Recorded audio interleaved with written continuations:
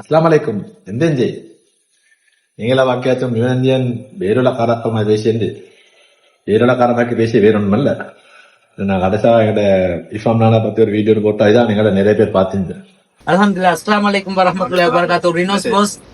அதோட எங்கட வீடியோ மிச்சம் பாக்கிய பொண்டுகள். அதான் இந்த வீடியோல பொண்டுகளுக்கு தேவையான ஒரு விஷயத்தை சொல்ல போற. என்னடா ஒரு தெரியுமோ, ஈராக்ல பிறந்த ஒரு ஆள், அவரோட பேரு உமர் புர்ஹான் அல் கலா.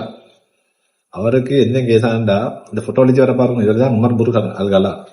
இவரு ஈராக்ல பிறந்து துபாயில வளர்ந்தோட ஒரு மாடலிங் ஒண்ணு. இவருக்கு என்ன நடந்தா, இவரு பசந்து ஊழியர் சொல்லி நாடு கடத்தினார்.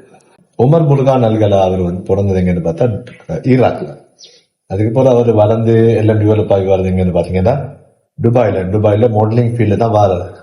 ஒரு கட்டத்துல சவுதியில ஒரு பெரிய ஃபங்க்ஷன் விடுவார்.